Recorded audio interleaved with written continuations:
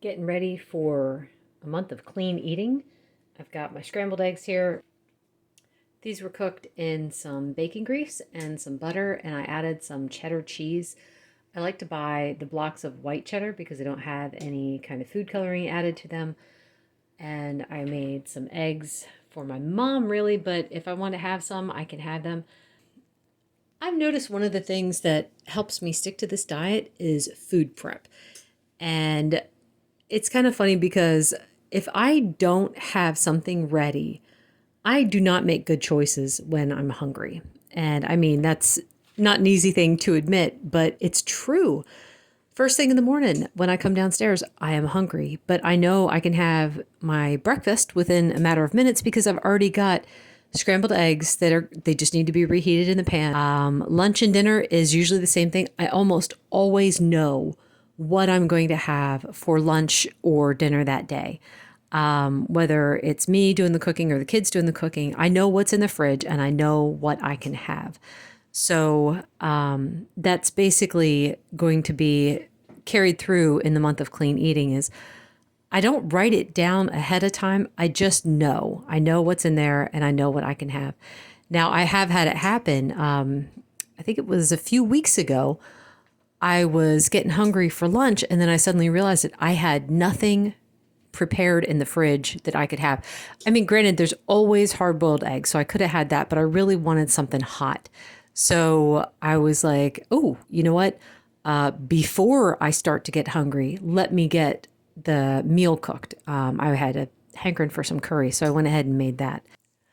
So thinking about the clean eating challenge, I thought maybe we should have some rules, but I think it's going to have to be individualized.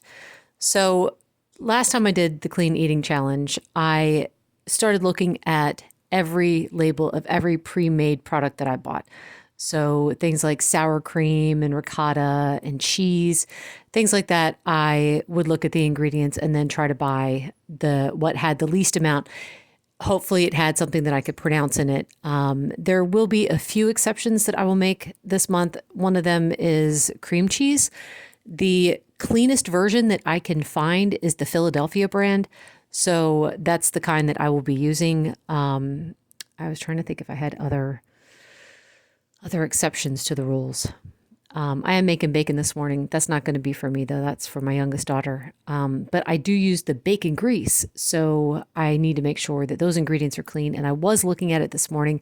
The brand that I get is very clean ingredients. So I'm okay using that. So it's like, it's really up to you guys. You have to decide how far am I going to go with the clean eating? So like, I have been using the pre-shredded cheeses just for the sake of ease. It's kind of funny too, because sometimes they're cheaper. I don't understand why that would be cheaper. It's like, it's more processed. How could that be cheaper?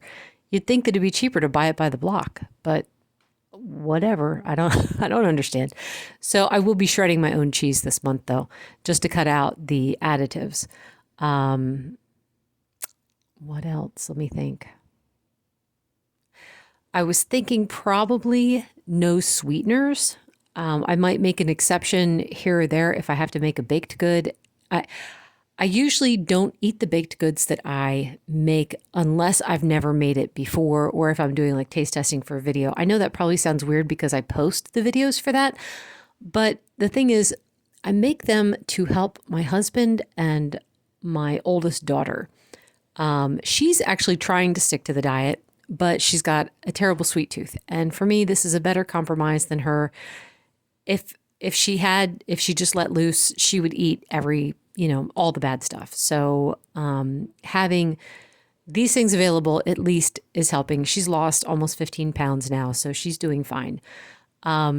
It also helps my husband from eating garbage. So that's why I make the food items. Again, it probably sounds weird that I'm not eating them, but I'm posting the recipes.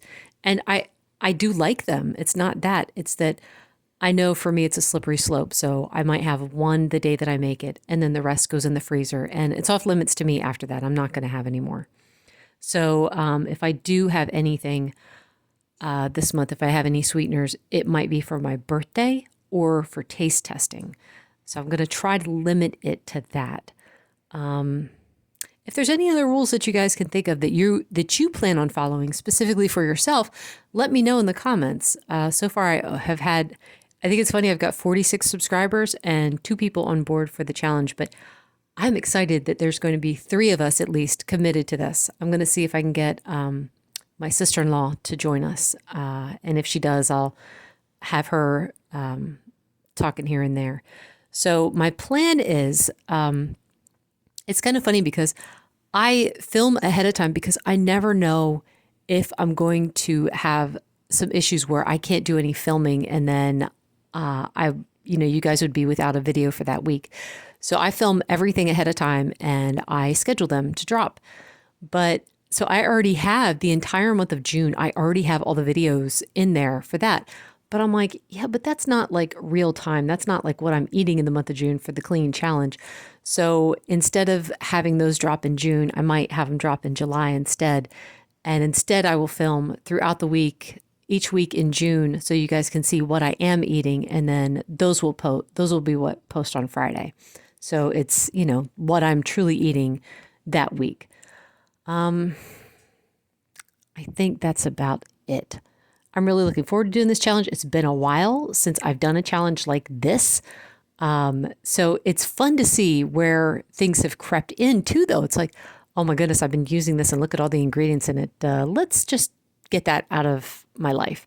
So anyway, looking forward to it, and I'll talk to you soon.